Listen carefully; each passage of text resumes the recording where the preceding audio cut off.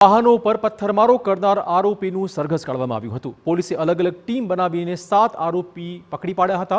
અંબાજી સહિત આસપાસના વિસ્તારમાં કરતા હતા તમામ લોકો પથ્થરમારો। મોડી સાંજ બાદ પથ્થરમારો કરતા હોવાનો સ્થાનિકોનો દાવો હતો।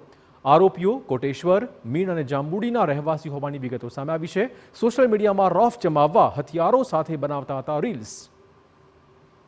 અંબાજીમાં છેલ્લા કેટલાક સમયથી અજાણ્યા શખ્સો દ્વારા વાહનો પર પથ્થર મારવાની ઘટના વધતી હતી। આ ઉપરાંત રાહદારીઓ પાસેથી મોબાઈલ સ્નેચિંગની ઘટના પણ બની હતી। ત્યારે પોલીસને આ લૂંટારૂ ટોળકીના 7 આરોપી પકડી પાડવામાં સફળતા મળી છે।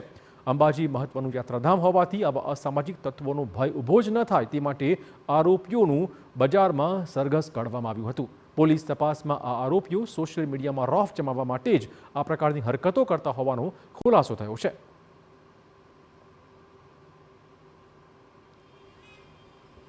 इन्वेस्टिगेशन के दौरान हमें ये पता लगा है कि ये जो लोग हैं ये सोशल मीडिया पे अपनी प्रेजेंस रखते हैं और तरह तरह के फ़ोटोज़, वीडियोस, रील्स बना करके डालते हैं और हैशटैग यूज़ करते हैं 007 या 0047।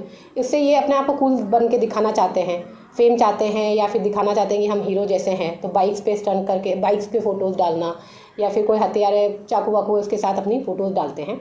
उसका इन्वेस्टिगेशन हम और कर रहे हैं कि सोशल मीडिया पे इनकी कितनी प्रेजेंस है।